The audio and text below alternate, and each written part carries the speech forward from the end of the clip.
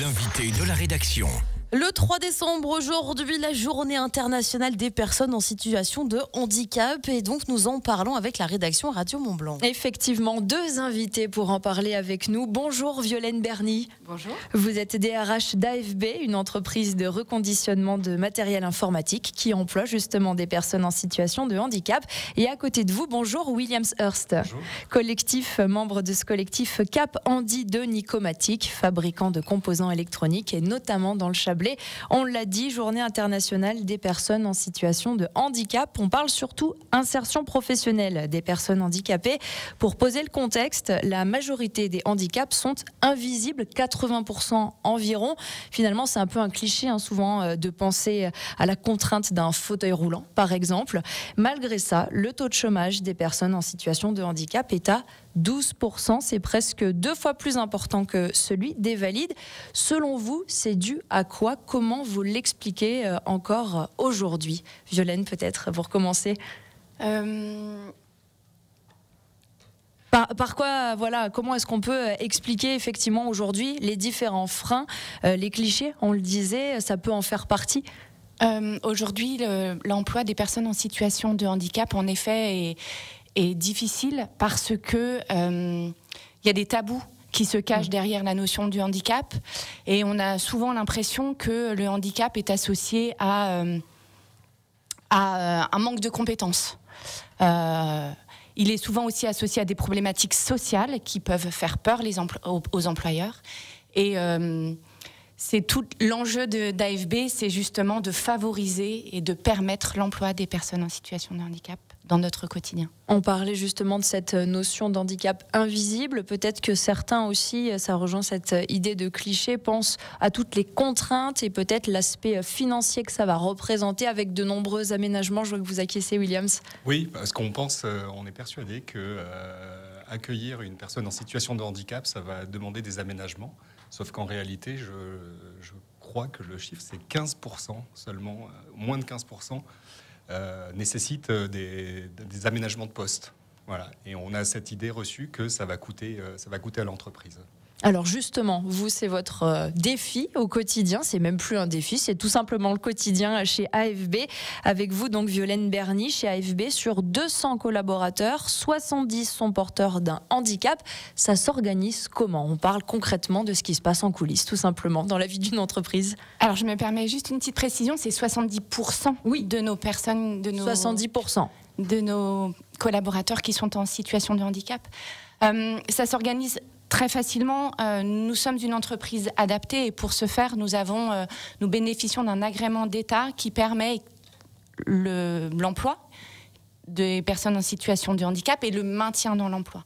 Donc la question finalement des aménagements de poste, chez nous, elle est quotidienne. C'est-à-dire que quand on va employer des personnes, la première question, c'est on va leur demander quel est ton besoin, comment, malgré ton handicap, de quoi tu as besoin pour travailler dans les mêmes conditions que n'importe quel collaborateur. Alors en effet, il y a des ajustements qui sont très simples et qui ne nécessitent aucun coût financier.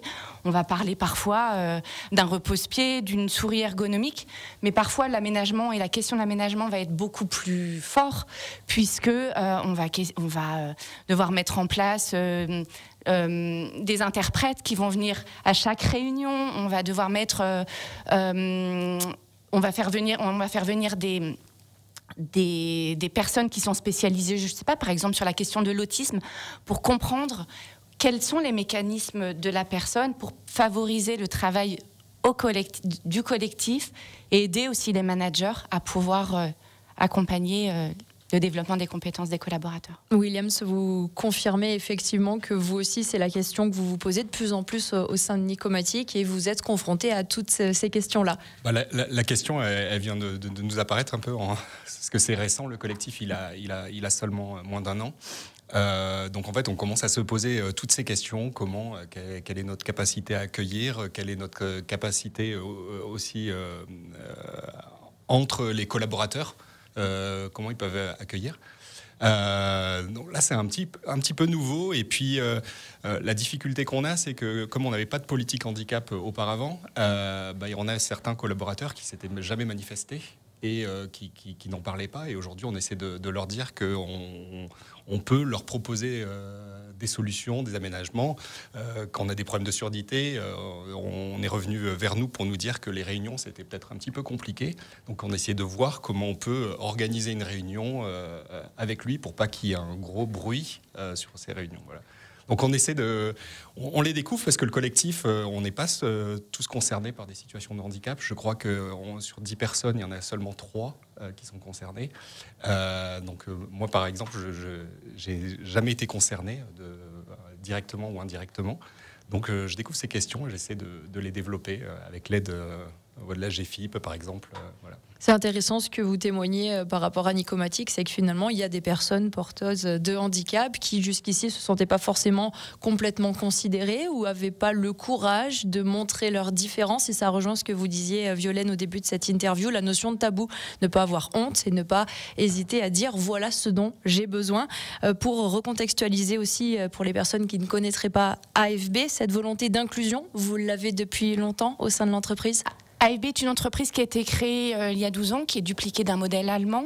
AFB en allemand, ça veut dire emploi des personnes en situation de handicap. Donc en effet, c'est l'essence même d'AFB, c'est donner une seconde vie au matériel informatique en favorisant l'emploi des personnes en situation de handicap. Et donc dès le départ, on a été présenter un dossier pour obtenir cet agrément d'entreprise adaptée. On a vraiment des aides de l'État qui nous permettent justement de favoriser et de mieux accompagner nos collaborateurs au quotidien. Donc on se parle effectivement d'un agrément de l'État français qui est renouvelé tous les 4 ans. William Hearst, donc on le disait, l'inclusion des personnes en situation de handicap chez Nicomatic, c'est l'un des nouveaux objectifs. Tout frais, moins d'1 an, vous l'avez dit, pour ce collectif. Qui le compose et à quoi ça sert finalement au quotidien? C'est quoi un peu le point de départ? Le point de départ, c'est j'ai reçu du MEDEF une invitation pour devenir référent handicap. Alors au début, c'était un peu une obligation réglementaire, puisqu'on avait atteint les 250 salariés. Donc je suis allé faire cette formation, accompagné de quelqu'un en production. Et en fait, quand j'ai découvert les thématiques, j'ai été surpris par les chiffres parce que ça a cassé tout ce que je pouvais penser sur le handicap. Comme on a parlé tout à l'heure, les 80% handicap invisible, que 50% des actifs allaient être peut-être concernés par des situations de handicap au cours de leur vie, et surtout que 85% des handicaps sont acquis après 15 ans. Et celui qui m'a le plus surpris, c'était le handicap temporaire, parce que je n'avais pas imaginé que le handicap pouvait être temporaire et qu'à un moment dans une vie, des accidents de vie, des maladies, on pouvait se retrouver dans cette situation. Voilà, un cancer, un diabète qui apparaîtrait. Voilà. Et donc là, je me suis dit, il y a quelque chose à faire parce qu'il y a aussi, il n'y a pas seulement accueillir, il y a aussi pouvoir maintenir dans l'emploi les collaborateurs. C'est-à-dire que quelqu'un qui serait malade et qui pendant 1 an ou 2, il ne peut pas tenir son poste entièrement, comment on peut l'accompagner, comment on peut l'aider à ne pas se sentir exclu socialement du fait de sa maladie. Et je trouvais ce sujet très intéressant. Et c'est comme ça qu'est né le collectif. Donc là, j'ai lancé un appel un peu à tous les collaborateurs. C'est comme ça que ça fonctionne chez Nicomatic. On crée les collectifs avec les collaborateurs et des gens de production, d'approvisionnement. Moi, je suis là sur la partie RH. Voilà, on a créé ce collectif-là.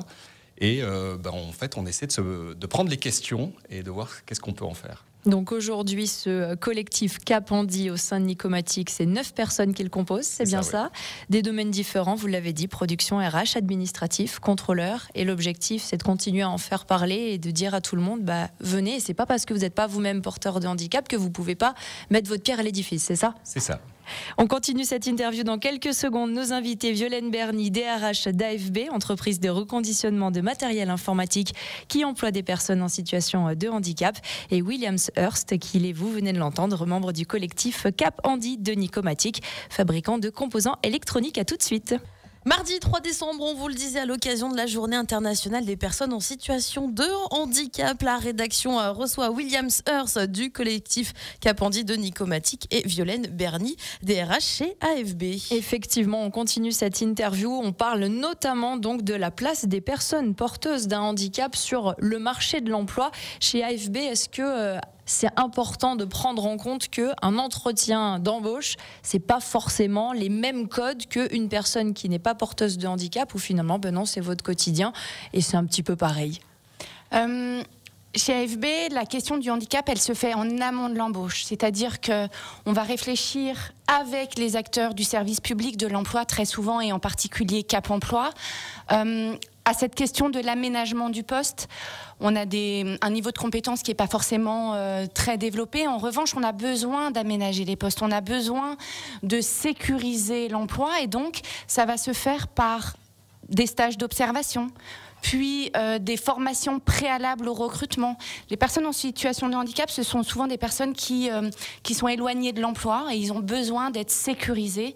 Et AFB, par toute cette notion de parcours, sécurise en fait l'emploi en amont des recrutements. Alors vous mettez aussi l'accent beaucoup sur la notion de cohabitation, puisque 100% des travailleurs ne sont pas porteurs de handicap. Et finalement, ça prouve qu'au quotidien, l'alchimie des deux, ça fonctionne. Ça fonctionne très bien, mais pas toujours. La question du handicap, finalement, elle se pose jamais. Encore une fois, j'insiste vraiment, mais on ne connaît pas toujours quels sont les handicaps des personnes. La seule question qu'on peut se poser, qu'on a le droit de se poser, c'est quel est ton besoin ? Comment je peux aménager ton poste ? Et c'est ça l'enjeu d'AFB, des managers et des collaborateurs. Alors de votre côté, Williams Hearst, du côté de l'entreprise Nicomatic, on l'a dit, 1 an pour ce collectif. Vous misez beaucoup sur l'information, déjà dire voilà ce que nous faisons via ce collectif. Et j'imagine que l'objectif, bien sûr, c'est de parler au plus grand nombre des salariés et de leur dire vous pouvez nous rejoindre et vous pouvez vous aussi mettre votre pierre à l'édifice. Voilà, c'est exactement ça. En fait, y a quelque chose qui coûte rien, c'est déjà de communiquer, d'informer. Et ce qu'on essaie depuis le début, c'est de créer cette communication, que les gens échangent sur le sujet. On organise chez Nicomatic des lunch and learn, c'est-à-dire qu'on invite tous les collaborateurs à venir déjeuner et en même temps on parle de sujets et on a créé un lunch and learn sur la question du handicap. On a fait venir Armand Toinet, qui est un aventurier conférencier, porteur de handicap et qui est venu échanger. Comme ça, on peut arriver à créer un mouvement chez Nicomatic.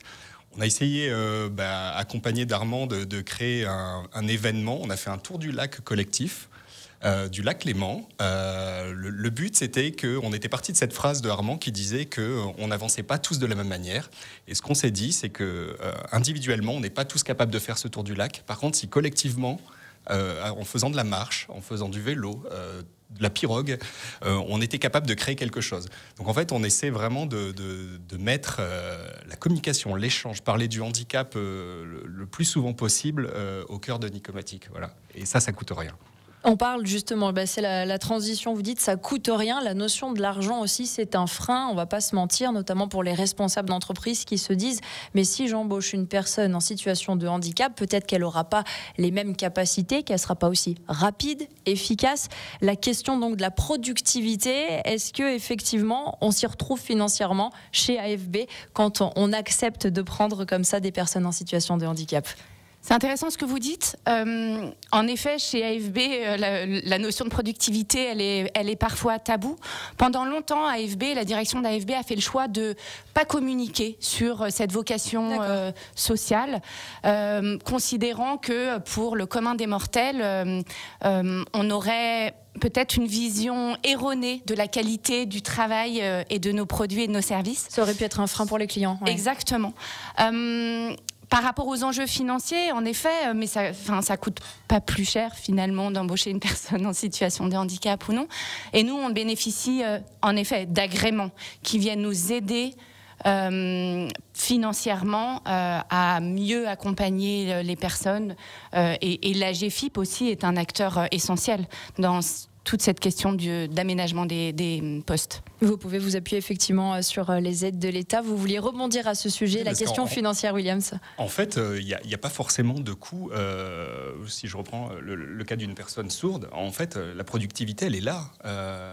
C'est juste une situation dans laquelle il est en difficulté, c'est celle de la réunion. Sinon, le reste du travail, c'est un très bon technicien. Tout se passe correctement. Voilà. Donc je pense qu'il n'y a pas... La notion de coût, elle n'est pas partout. Voilà, je pense qu'elle est limitée à certains handicaps. Et encore une fois, c'est une période d'adaptation. Voilà. Lever les tabous et casser les préjugés, c'est donc l'objectif du collectif Cap Handi de Nicomatic. Bientôt 1 an d'existence, on l'a dit, c'est ça?